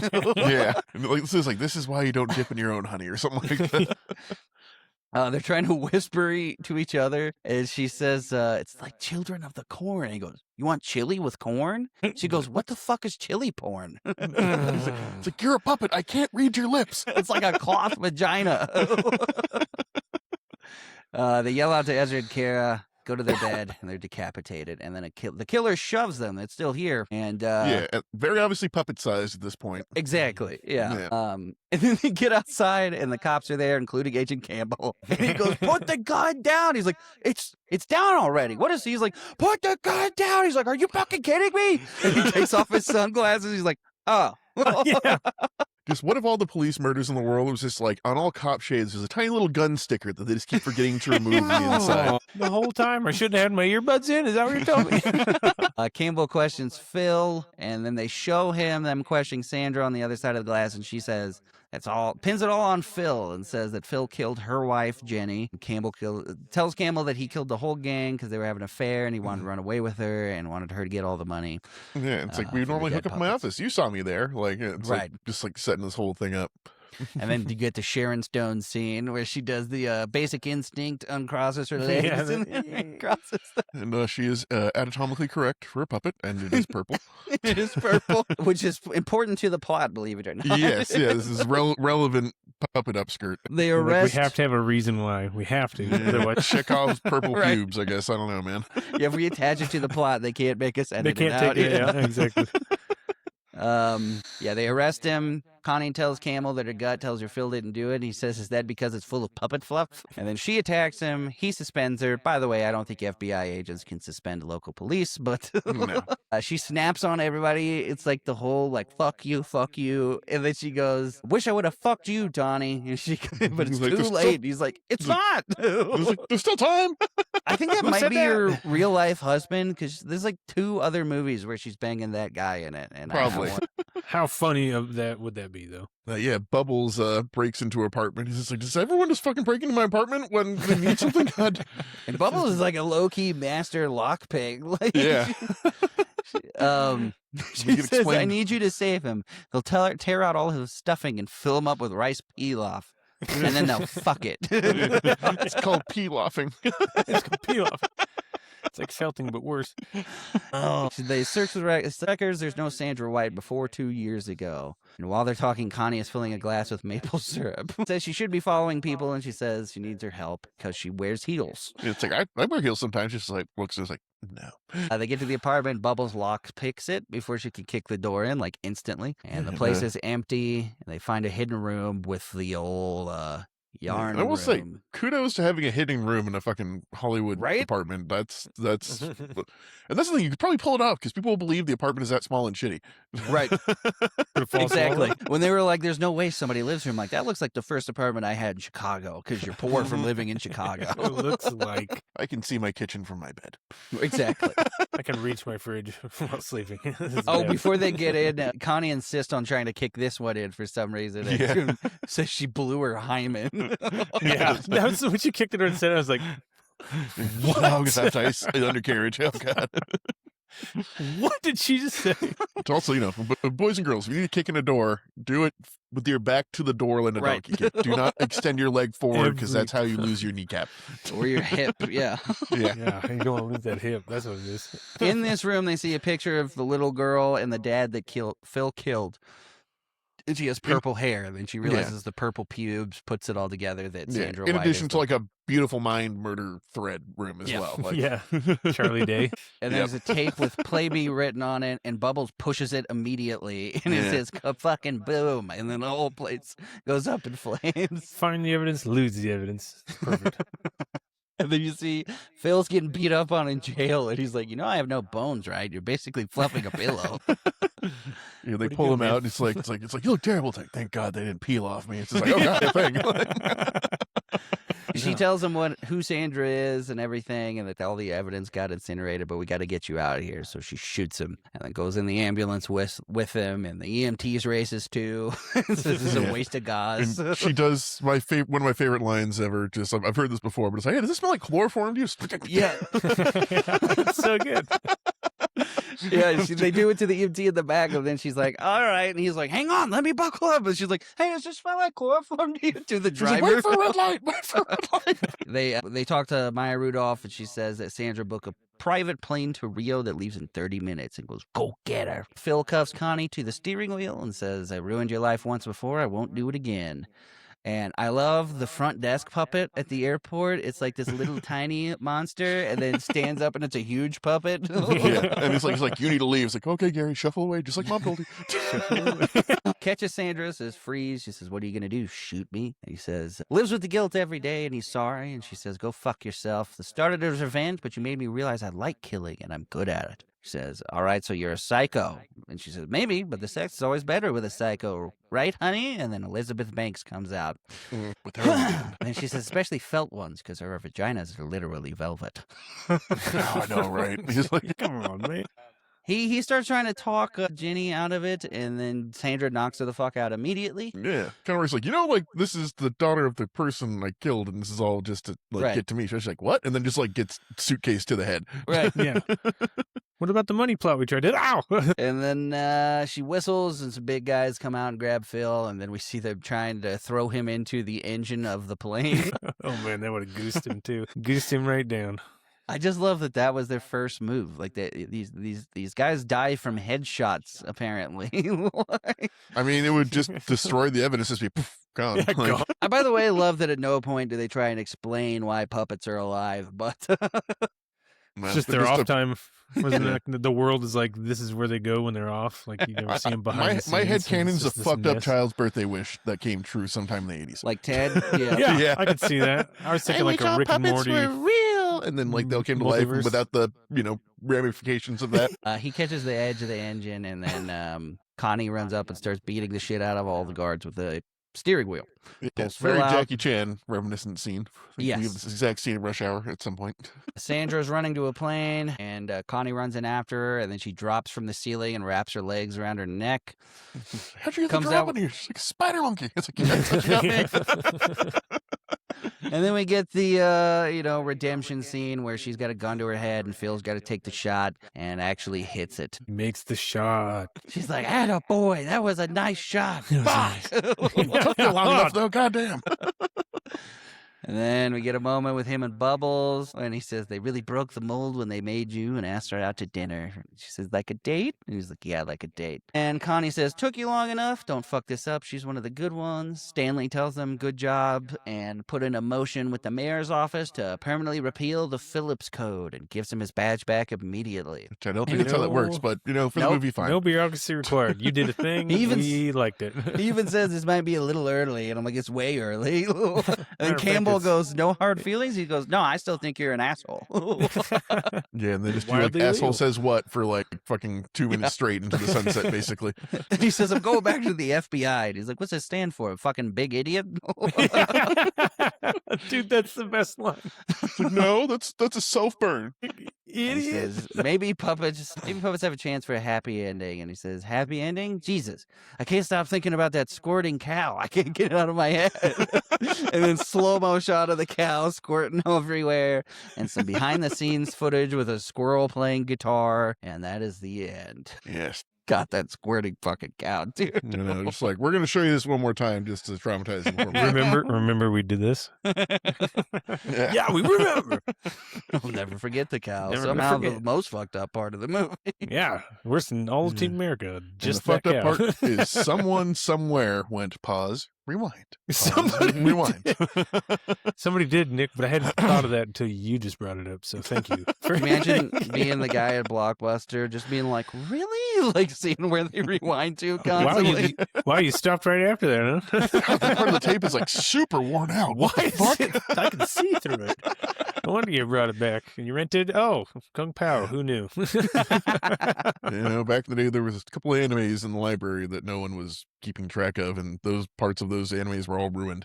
Ninja Scroll? Yeah, well, they had Ninja Scroll. And we're like, They're like in Stranger Things. What is this? This is amazing. It's always Fast Times at Ridgemont High, same thing. Yep, American Pie. Yeah. All right, well, with that, we're going to take these two movies through 10 rounds and declare the best over-the-top puppet comedy. A score back to normal scoring. Score them on a scale of 1 to 10, 10 being the best, and we will declare a winner at the end. So let's go ahead and get into it with round one. Opening hook. Which film pulls you in faster? Got the instant tone setter and Team America with the, you know, where they're rating in the world, and then the noir setup of Happytime Murders. Nicholas. Yeah, I think I gave Team America a 9 here with Happytime Murders as a 7. Like, neither was bad. They both really, helped establish the world. But it's the Team America, just the artistry. Like, I could go back and watch that intro a few times just to see how things were made and set up and everything. There's a little bit less of that in Happytime Murders. It's like, oh, there's a guy in a green suit that they just edited out behind him doing the puppetry. Yeah. That's 1 to Team America. Sammy? I scored Team America very high. I gave it a 9. That the intro tells you exactly what's going on, and the song is custom, so can't beat it. The noir setup was it was cool, but because they didn't carry it through at all, that's why I was had to throw them under. So probably a 6 on them. I went 10 A tier. I like Team America's better because of the whole puppets doing puppets, and then watching America cheer as they destroyed a fucking village. It's fucking wild. Hilarious. I do like during the opening, like showing all the puppet racism immediately was fucking hilarious. But Team America was just also being 2004 and having no fucking idea what you're about to watch. Nothing. Well, just here you go. Yeah, there was nothing on this scale yet. I mean, like, the only thing you can compare it to is, like, the South Park movie at this point, and yet again, right. it's the same creator But starring still, on it. like I said, for some reason, it being puppets versus cartoons was like, and they were just a lot more vulgar in this one than South Park, I think. But right out of the fucking gates, just the violence and political humor that went over my head in the first 5 seconds was fucking great. So that one goes to Team America, taking us into round 2. Comedy style. Which humor works better overall? Yeah, I think for me, actually, though, I hadn't actually seen Happytime Murders before this, but I'm going to say I think it was a little better because Team America's funny and has some very good setups and decent writing, but it is very much like a victim of its time a little bit. Like it's a little juvenile going back to it now. Yeah. It's very much like, oh yeah, 14-year-old me thought this was fucking hilarious. Right. But now it's just a little bit of the bottom of the barrel. So I'll give it a Team America. I'll give them like a 6, and I'll give Happytime Murders like an 8. Sammy? I don't know what it is, and I hid this from you guys before we started this, but I hate puppets with people, and I've hated it since I was a kid. Like Barney didn't like it, Sesame Street. Dude, you shut your fucking mouth. I fucking loved Barney when I was a kid. It was sacred. It was never anything I could even like. I was just like, my brain couldn't. I was like, no. I DM, but I couldn't get that for some reason. So you'd be one of the puppet racists in this world. So I was, I was biased about like going into it. I like exactly, Melissa McCarthy. Yeah. Sammy is the guy fucking ripping out puppet eyes. The puppets. They got to prove themselves. Theme park mascots. How do you feel about those? I hate them more than anything. I think you have an anthropomorphic character phobia. I don't know what it is, man. It's just I don't know what it is. It's just not my flavor. You and Teddy from Bob's Burgers. I get it. But it was hilarious. There was some very funny stuff. I actually gave it, because Team America is juvenile, so I gave it a 4. Team America 6 on the puppets and humans. You gave it to you gave it to Happytime? I did. His prejudice. I did not think that was where you were fucking headed with this, Sammy. Way to bury the lead. I know. I had to lead you away a little bit. He overcame his internal prejudices and bigotry against puppets. I did. Give them the point.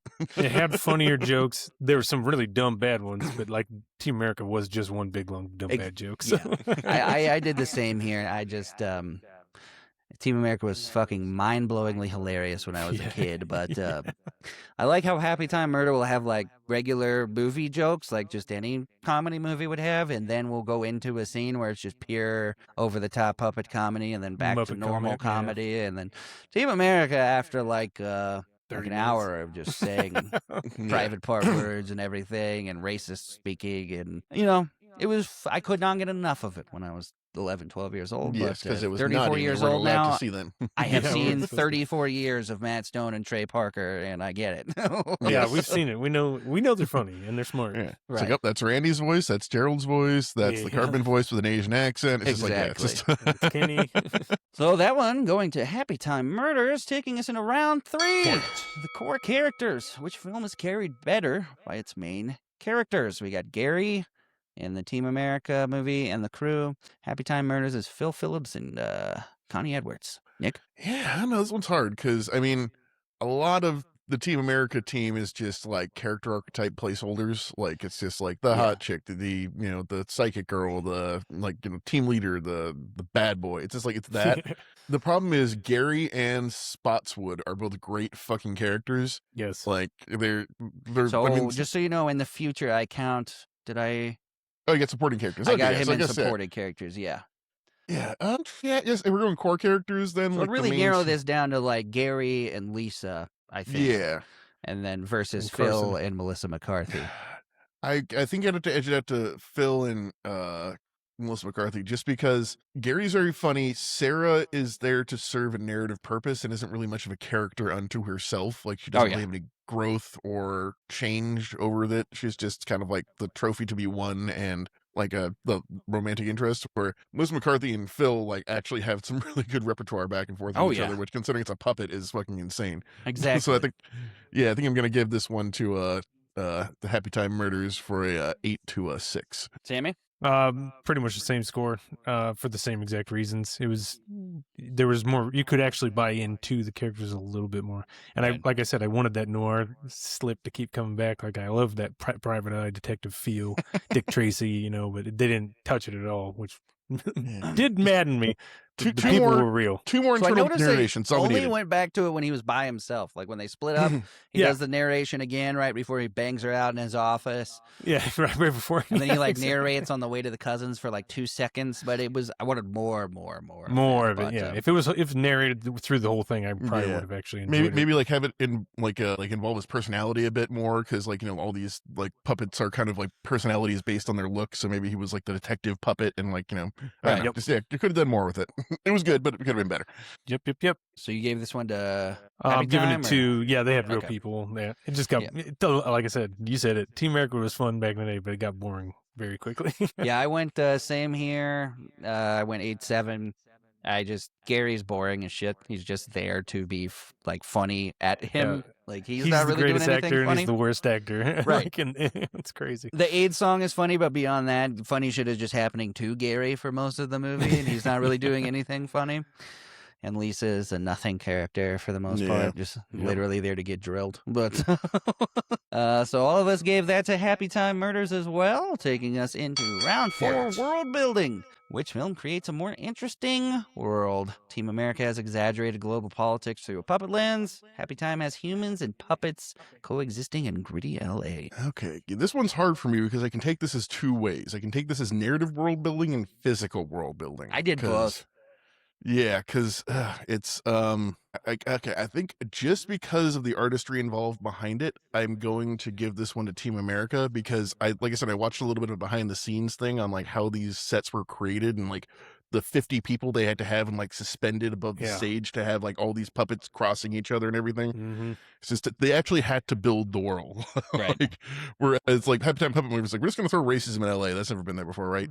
Right. So yeah, I think I gave this one to Team America a 10 to a 6, because as much as I enjoyed like the narrative of the Happytime Murders and this weird puppet prejudice, it's just like they didn't do a lot with it to like flesh out the world. It's just Los Angeles. Like, it's Sammy? Same direction. High score for Team America. It was incredible. What they did with those puppets, like if they would have had a good storyline and like good, not just Cartman and Kenny behind the voices. Right. They could have done some crazy. That was the crazy puppetry. Yeah, so it definitely good work. The other one was just like, hey, this is going to be low budget. Half the cast are puppets, so let's do this. Yeah, it fell into some kind of production hell, and I don't know enough about it. But I also gave this one to Team America. Technical aspects aside, just that you see Cairo, you start in France, you see, I think, Iran, Korea.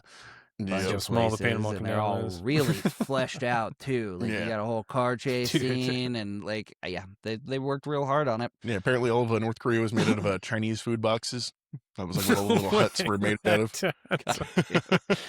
That is That's sadly, fantastic. sadly laughable. That takes us into round 5. Standout scenes. Which movie delivers more memorable moments? This one was not even a fucking contest for me. Yeah, no. Yeah, I'm gonna give Team America like a 9 here just because they did cut out one scene and couldn't make it possible for us to find, and I want to see the scene now, even though I don't want to. But yeah, no, it's like the whole car chase in Cairo, the jet fighting, the combat scenes, the choreographed puppet like Matrix things are doing. Yeah, it's just the speech and yeah. All the speeches. Just even the squibs, like how the puppets die is more intense, I would say, in Team America than it is in the Happytime Puppet Murders. Mhm. Like I do like the exploding fluff a lot. Yeah, more it's funny. funny, but yeah, I think as far I as think memorable ones, I've been quoting Team America most of my fucking life. Oh, that yeah. sucks. Yeah, I've said no, rotten yeah. cotton to myself maybe a couple times, but yeah, no, Don't say Jesus, that. Don't ever say that. yeah, Jesus titty fucking Christ is like in my vernacular There you go. forever. Yeah, it's a Like, good- yeah, that's just, or yeah. just vocal stimming by saying "suck my cock, Gary." Are you dedicated, Gary? You're a butt fucking quitter, Gary. Gary. Sammy, Oh man, lost my train of thought there for a second. most memorable moments. The scene, yeah, it's definitely Team America. Every single time as a culture shock as an adult, you watch it, you're like, oh yeah, ooh, like, and there was some backlaced messaging in there. They got some Yes. points across, like, hey, Yes. we really don't know why we're doing this kind of crap. So I think they had a well-graded groundwork work, and they just filled it to the brim with nonsense. And like you said, I've been quoting it since I seen it. So Right. yep, Yeah, there's not definitely a lot of bit more. quotable moments from Happytime Murders for me. So yeah, I did the No. same. I already said all I need to say. I can't keep quoting Team America or we'll get banned. So we'll go into round 6, satire and comedy. Which film has something to say and says it better?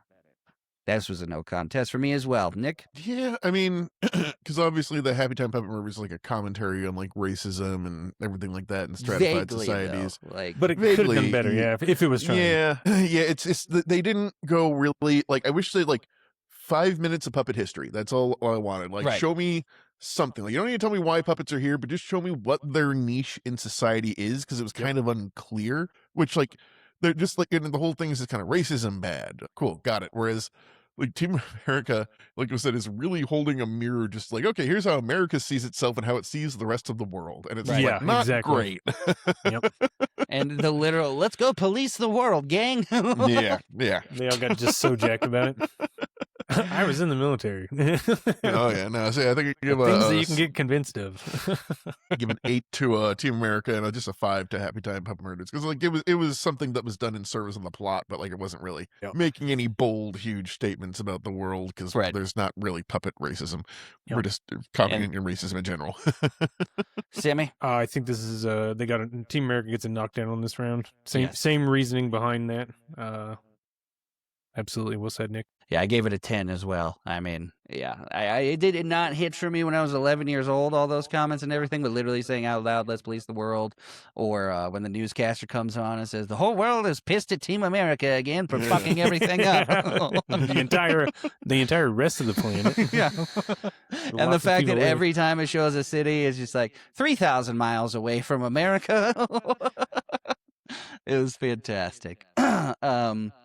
That takes us into round 7, supporting characters. Which film has the stronger side cast? Yeah, no, I think actually this one I am gonna give to Team America solely because of Spotswood. He is Oh, a fucking I like that. icon. Yeah, he He is is an icon. Every single line he says is fucking perfect and like funny as shit and quotable.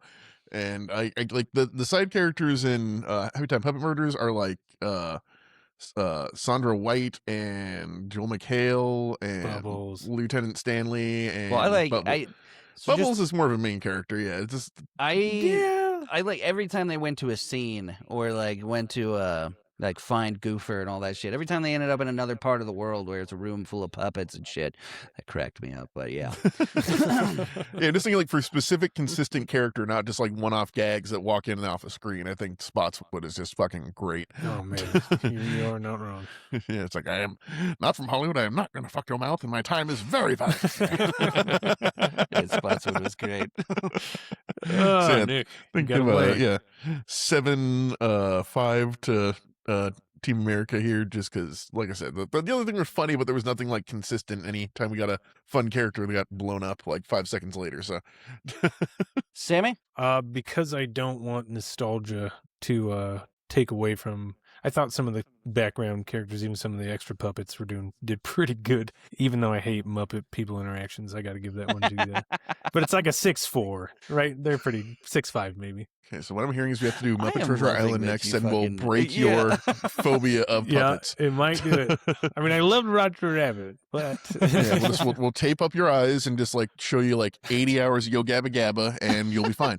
just clockwork me, dude. Yeah. Clockwork me with puppets. So I actually went a tie here. I love Spotswood. Beyond Spotswood, I think most of the supporting puppets suck. But then you got like Alec Baldwin and Matt Damon and all that Ken shit Jeong. coming up. And then I also love like the biker gang of puppets, and yeah, when they go to Skid Row essentially for puppets, it's fucking Goofer was fucking hilarious. The Cyclops children, like, yeah, I gave it a tie. They both cracked me the fuck up. I liked most of the background people in these movies more than the main characters, honestly. But It was a blast watching it. yeah, No, the story didn't mean much. not at all. That takes us into round 8, use of puppetry. Which film uses puppetry more effectively? Yeah, and again, this was a little hard for me because I forgot they were puppets more times in the Happytime Puppet Murder than I forgot they were puppets in Team America. Right. But But how does Yeah. that make you judge the points? yeah, here? but I think just the scale of like doing it marionettes, because at the end of the day, the puppets are kind of like costumes. Like they're weird costumes that like you kind of attach to your body and then are just like analogs of what you're doing. But to get like actual life and expression into marionettes and like let me sit there for an hour and a half and like not fucking tune out is Dude, insane right? to me. Like they had facial expressions. Like I don't know how they did that. Like with Dude. just wires coming out. Like unless there was like some kind of like remote control thing that like was like wireless. Like I don't fucking know. Right. Yeah, no, It's like they would like furrow their brows and fucking smile and shit. Like it Alec was- Baldwin's puppet scared the fucking shit out of me, though. Yeah, the smiles Oh, are yeah. terrifying. I will The admit. glares every time they're angry. I was like, Yeah, no. the glares are intense. I was saying, I didn't go for many of the puppets and puppet time murders. So, Yeah. so I think I did when they eight, showed the Cyclops kids. Yeah. Yeah, 8-6 to Happy Time because it was good, but yeah, again, at the end of the day, I like could figure out just by looking at it how they did everything. Like, Do you mean to Team America? yeah, sorry, Team Okay. America, Puppet Time All right. loses. Yeah, Sammy? Team America takes it. Like I said, it was basically art that what they were doing with those things, especially the kung fu scene where they actually did karate kicks. Especially a lot of the fight scenes in general. I was just like, this Yeah. is crazy that they didn't whine, like just stop doing this. So yeah, 100% to them. I went tie here again. I thought they were both, especially because you see the behind the scenes shit at the end of the, and seeing how fucking, did not think it was going to require that much effort watching the movie. And then when you see what they're wearing green screen suits and that fucking machine, and then you see that like airplane scene, how like the whole thing is a fucking green screen and all the shit they're doing with the puppets is fucking great. Did not think it took that much work to do Muppet stuff.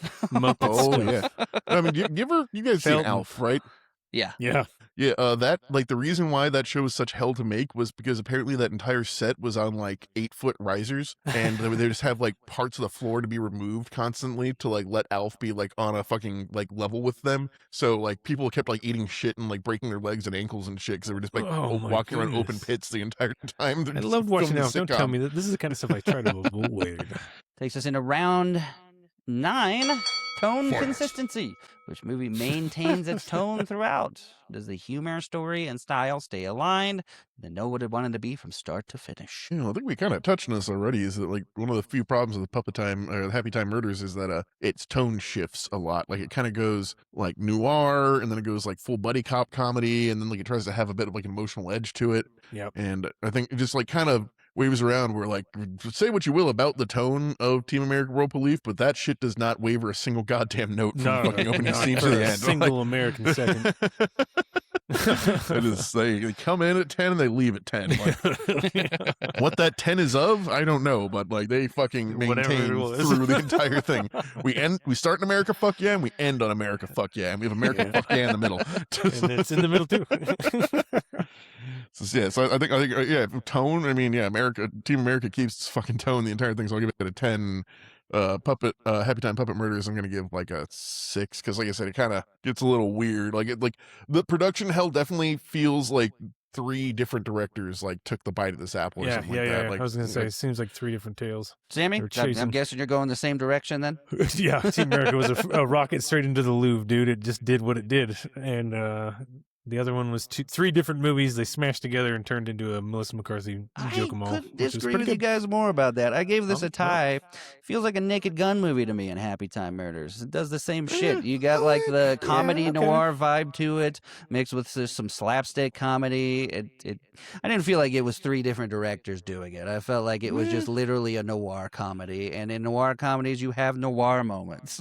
if the narration would have been more consistent over the movie, but you can't do the entire. Go watch the Naked Gun movie. He's not doing no. But anytime for 2 straight hours, it's a few but times he was in the movie. sprinkling. What's it called? He's sprinkling or like Dick Tracy. Sprinkles of plot in every one of his narrations. What the fuck does that mean? Well, because there's no reason for puppets to be with humans. We don't know any of this stuff. Sprinkles of twat? No. Plot. P-L-O-T. Fuck, dude. I was like, plot sprinkles. Yeah, that was the name of the those Puppet Strip narrations Club. do. Yeah, that was the bunnies. But yeah, I gave it a tie. I feel like it took a little more effort to do Happytime Murders tone because Team America is just every single scene throwing some dick jokes and stuff. Yeah, but I mean, we're not saying it was a good or a bad tone. We're just saying consistent. No. It is consistent. I think it was consistent. I think there's plenty of movies like Happytime Murders where it's a noir comedy and it's not, wall to wall, just weird shit happening with puppets. I don't think that makes it inconsistent. But I gave it a tie. I think they were both great. Takes us into round 10. Final verdict, gut check, strip it all down. Basically, which one will you watch again next? Which one do you feel like rewatching sooner, if any? That's the real question. I'd probably give this to Happytime Puppet Murders because, like I said, it's the first time I've seen it, and there was definitely some good jokes. It was fast, like the back and forth between the 2 main characters is just like fucking rapid fire the entire time, and he missed jokes sometimes. I feel like looking away for a second, right? But yeah, like Team America holds a wonderful place in my heart, forged part of my personality, but it is definitely a relic of the past to me. It's right. It's like going back and watching Salad Fingers or something like that. It's just I can't do it.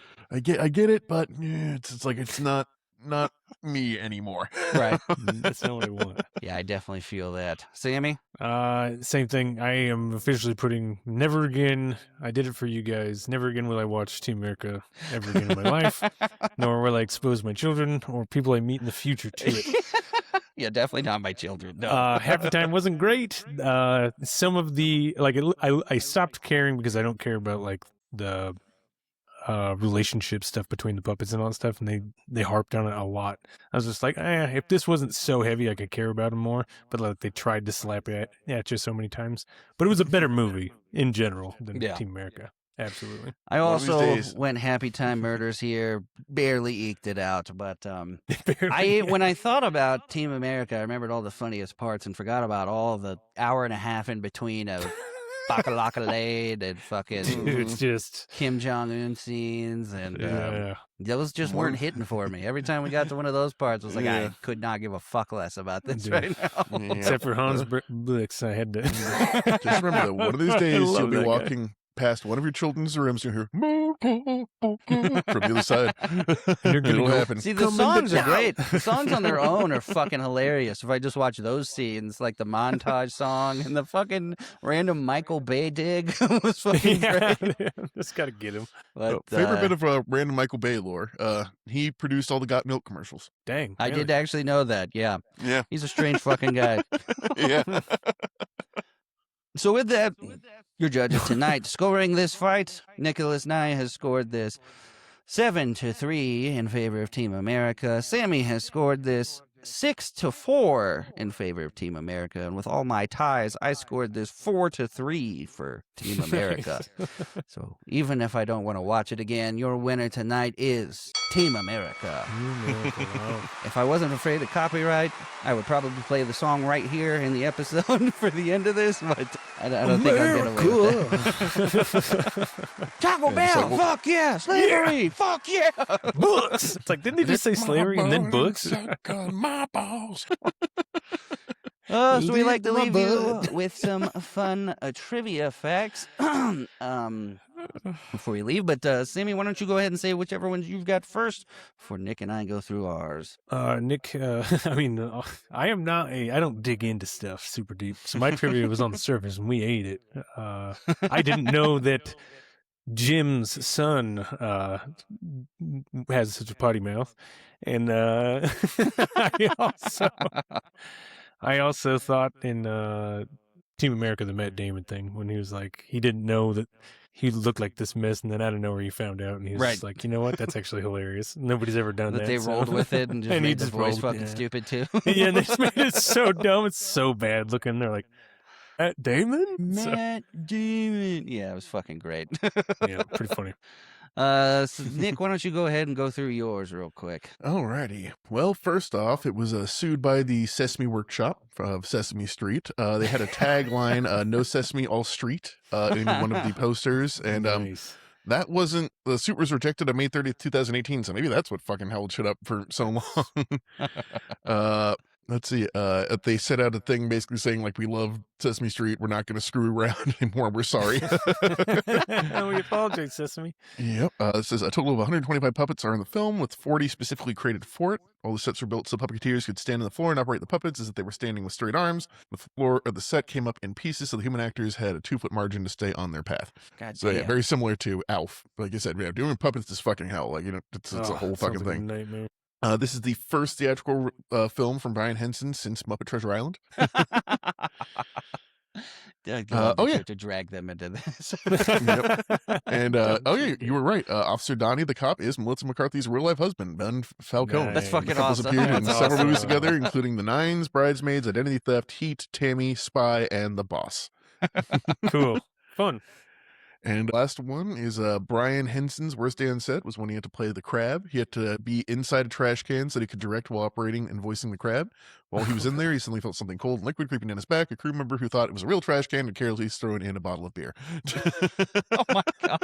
Beer? Why were they drinking beer during It's shoots? fucking a Henson production. Why man. wouldn't get you? one of That's those. true. I didn't even think about that. Now I know. For Team America, the very first footage screen for Paramount execs was of a poorly crafted puppet in front of a background of a badly drawn Eiffel Tower, prompting one executive in the audience to yell, "Oh God, they fucked us." This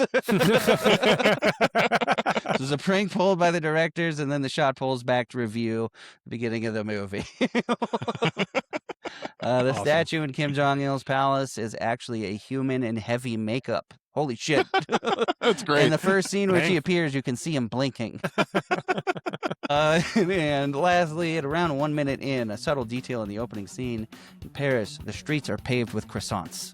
Oh, no. Now I have to look. All right, well, with that, we're going to pick our next episode here. We are back to, I'm going to spin a wheel to see which one of us picks a matchup. I don't know if Sammy will be here, but regardless, if it lands on him, he'll be able to pick one. I And we'll do it without him. Okay, it landed on me and I wasn't ready at all. So, what was the one I just messaged you guys? I'm going to do Braveheart versus the Patriot. I'm going to do that one. Yeah. I like the Gibson off. That sounds like a good fun Gibson one. off. Literally 2 movies where Mel Gibson is fighting the British for freedom all by himself and By himself. Nope. inventing guerrilla warfare in 2 different eras in 2 different countries. Yes. And Mel Gibson has personal beef with one of my cousins, which I think This is fun. fantastic. That'll be your fun trivia fact next week. Yes. That's fantastic. All right, well, thanks for tuning in, everybody. Again, your winner this week is Team America. Next week will be a Mel Gibson versus Mel Gibson matchup of Braveheart versus the Patriots. We will hopefully have Sammy with us again, but we will see. You guys want to plug your start playing real super fast, and then we'll Sure. do the outro real quick. I'm Nick Nye, and Start Playing is a DM named Nick Oldchap. Got a couple of open campaigns up there if anyone wants to get a group and get going. man. Love to see Especially you. the Monday game so I can play it. I'm looking to join. Sammy? Yeah, go DM Sammy Chuck across the board. YouTube is most active lately. I've been playing some Arc Raiders with Devin here, trying to sneak another game. A little repo's coming out soon with all three of us, so check that out. I Thanks, didn't know guys, you for were having me recording again. that. That's sick. I did. Recording the And whole I got thing. some funny clips. Yeah. Saw you smash into me at 50 miles an hour and kill me. Yes. I am Devin Vestal. I am on a show called Roll for DM as well with these two guys, and we have an actual play coming soon. Beyond that, this is my baby. This is my one and true love. Flick Fights here. Thanks for watching. Please like and subscribe. Please follow us on TikTok and or Instagram, and we will see you next week. Thanks, Thanks guys. for coming.